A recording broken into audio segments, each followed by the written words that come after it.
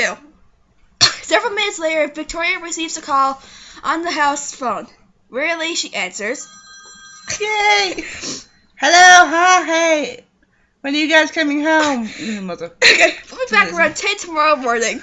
I hope her son wasn't too much trouble. No trouble at all.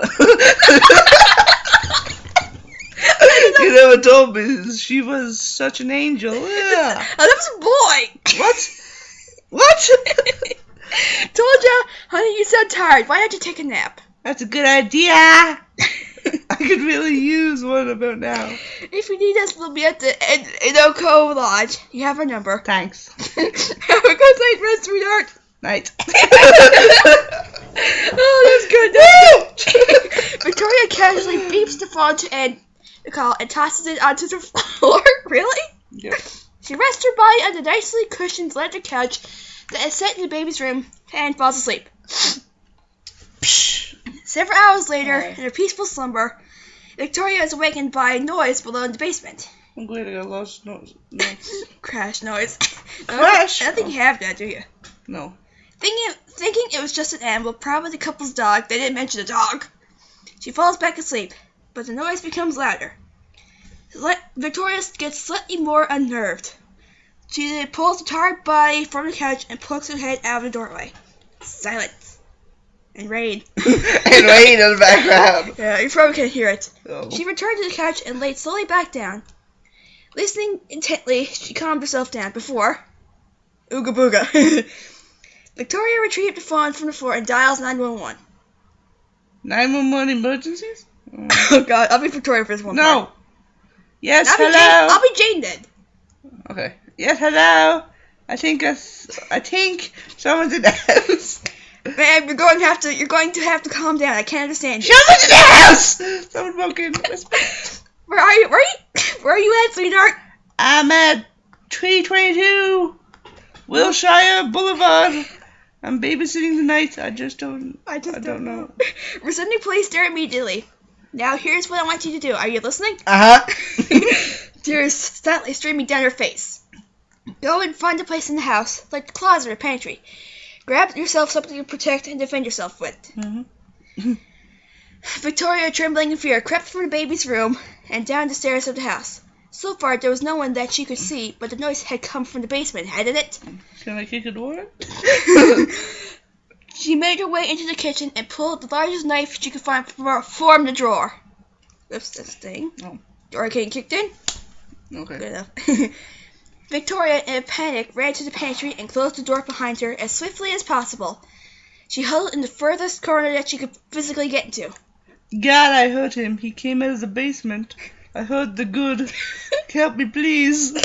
God, I'm so scared. I've got a meat cleaver, and I'm in the pantry. Don't be scared, dear. I will stay with you on the line until the police arrive. In the meantime, you just hide. Who's out there with you? The baby! Oh, God, I forgot. Did you lock the baby's room, honey? No, I don't. She could sense the fear and suffering in Victoria's voice, as she was being the only source of comfort the girl needed as far as his home invasion was concerned. This would probably be the last thing the poor babysitter would hear. Yes? What's this? There. The baby will be alright. You just stay on the line with me. Police will arrive shortly. Oh, God, I see him. Give me the description of the assailant, dear. I can't talk any louder. He'll hear me.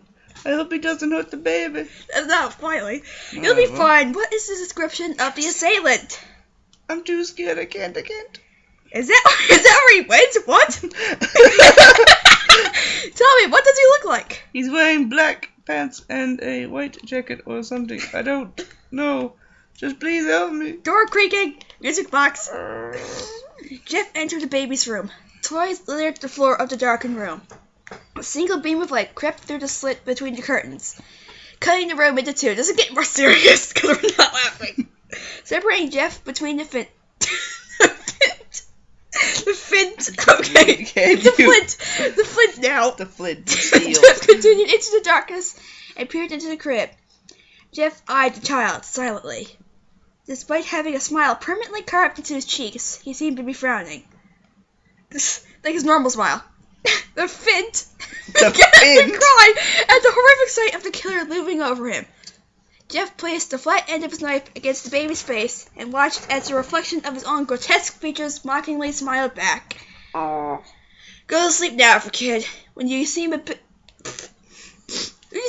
more of the world, I'll come back to save you from it. Jeff picked up a stuffed bear from the floor around the crib. It's Ted! To pacify the baby. Yay, women. The baby's hand gripped at the soft fabric as Jeff turned his back and walked out of the room. At the dreary inn in town, the married couple sat back to each other, both breathless and exhausted. They had been fighting since the moment that the poor mother's child... The poor child's mother? Right, had put down the phone. The in-town vacation was supposed to help. It didn't. Maybe we should go home then. At this hour, we still have the room for the rest of the night. I want to see my baby, Mako. Or would you prefer to just sleep in the car? The father stood. He'd heard all that he cared to. He gruffly grabbed his keys off the nightstand and opened the door to the small hotel room to wait for his wife. She stepped through the opening and out to the car without a word. It was 5:15 when they left, and they were rushing home as quickly as they could. I need to take another drink if I have some left. No. In the house, Jeff saw an approaching police light beacon and thought it was all over. He stepped behind the curtain of the open front window and waited for the police officer to make his move. Knock on the door. There. Please, can you open the door, please? Is it a woman? I don't know. In the reading, it's a guy, so. Okay. Jeff inched through the shadows, closer and closer to the door. Another knock at the door. There. Hello, is anyone home? If I do not get a response, I will break the door down. Hello? Jeff's fingers went back to the sharpened edge in his knife. Of his knife. Finally, it had been far too long since he'd been able to take a life. Far too long since he was able to taste blood. A creak from the closet door upstairs as the baby watched... The baby! The baby? The babysitter watched the scene unfold in front of her. Her trembling body drew cold as the realization that she would not be saved from this by the police like she'd hoped. Oh God, the police are here. I think they're gonna be killed. Click. You're dead. Hello, you still there? God, no. This is your last warning. Help, I'm in here. Answer the phone. It's a door crash. Sorry. Okay. Jeff tried to scream, but the blood of the police officers was calling him. He had to satisfy the feeling. The first officer's weapon entered through the door to sweep the room. A bullet to the head or a tackle to the ground, a short drive to prison, and the gas chamber. Like dead. But Jeff had been doing this for years since he carved his mark into his family. Jeff slid his knife into the wrist of the first officer and used the tool to pull him into the house. Yes. The officer's hands twitched and spasmed, forcing the gun to fire off 2 shots. The noises wakened the baby upstairs and turned the babysitter's hysterical cries into a scream of terror. I can do gunshots. There's only 2 at the moment. Oh. Jeff stepped into the doorway, withdrawing his blade from the officer's wrist and pushing it into his nectar. His partner's wild, panicked eyes could only see the black rings around Jeff's and the gurgling choking of his dying friend. The officer, horrified at the sight, and now with blurred vision, fired his gun directly in front of him. Gunshot wound. I'm looking at it. Well, hurry. I'm so slow. What type of gun is it? Pistol, I'm guessing. Pistol? Okay. Yeah, just do a few shots. It's on his phone. Okay. And are we doing again? Blurred vision. Oh, it sounds off. Fired his gun directly in front of him. There. That's good enough, I guess. Missing their marks. The man only succeeded in putting his partner out of his pain. Shot that head, Mace, Ming Ming. Ming? Jeff dropped the dead body and with a quick motion of his left hand, grabbed the side of the officer's pistol, pushing off aim. The officer still pulled the trigger as many times as he was able to. It didn't matter. The burns from the discharge against Jeff's hand only fueled his crazy frenzy. The knife found its mark in the middle of this officer's chest and sliced its way up to his chin. Too long. That's what she said. Screams. Ah! That's right. That's my bitch. And your turn. Please don't hurt me, please. I won't tell anyone. Just take the money. Oh shit. The police is still here. Take the money. The police. They're dead. Shit. Are you gonna listen to this after? Yeah. Okay. Jeff pulled the Victoria. Jack, I don't think the Zoas will be there. The poor girl's cries grew louder as Jeff put the point of the knife between her eyes and pressed in slowly. And then crack. Oh, shit. Like, holy shit, what the fuck? Oh my god. So evil. Just go to sleep. Squirts of blood gushing upon until with one final crunch, her scream stopped. And the baby's crying. Quiet down, little guy, or I'm gonna have to make you quiet. Sorry, I'm still laughing. Okay. Okay. Inside the house, the car is pulled to stop. Okay. The mother and father rushed from the vehicle to the door. Frenzied, the couple has forgotten any issues that may have arisen over the past few days between them. And all they could see now are the red and blue flashing lights and hear the cry of their baby. They rushed their way up the steps and into the baby's room. Apparently, they forgot about the dead bodies. That's fine. Immediately out of maternal instinct, the mother picked up the child to comfort it. That was a confront. And to assure herself that he was okay. Again, first it was a boy, then a girl, then a boy. Thank God. Oh my god! However, despite... You can't put that away. I tried that one. You said go boy, the good shots. Okay, let's take a minute to recover.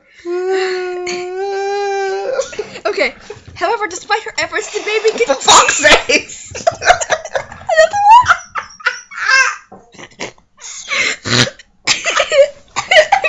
Okay, we take a breather. Okay, the baby continued to cry. The family collapsed to the floor together in an embrace. Oh, that was good. That's gonna be fun to listen to. So the sirens bubble. Agent East. It's a.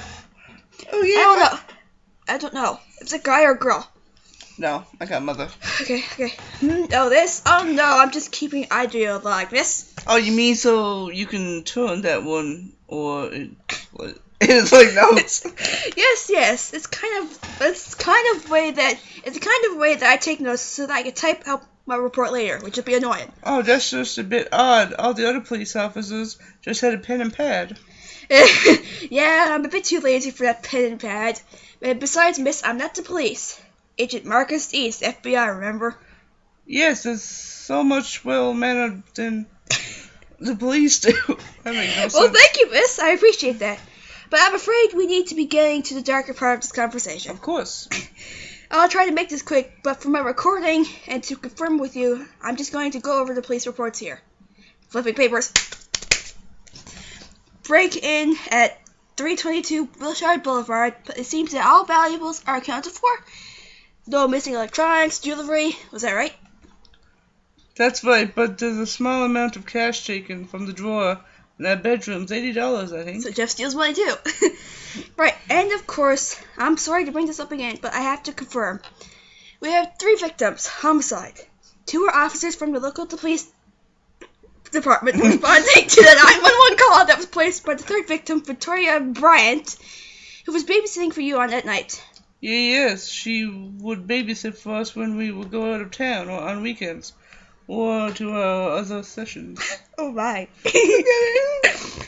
Thank you, miss. I'm sorry, we'll move on. Your son, thankfully, completely unharmed, thank God. Was that right? Yes, he's fine. God, my nose is stuffy. It gets warmer and it gets stuffy. Anyways. And the only thing they found was a note with Miss Brandt. Jeff, if you are reading this, know that no matter how many innocent victims you claim, or how much innocent blood you shed, I'm still coming for you in the end. All of the men and women you so viciously slaughtered and disemboweled. I never did like you, you greasy-haired, grinning, smug, ignorant son of a bitch. My black eyes may look like I'm void of vision, but I'm not stupid.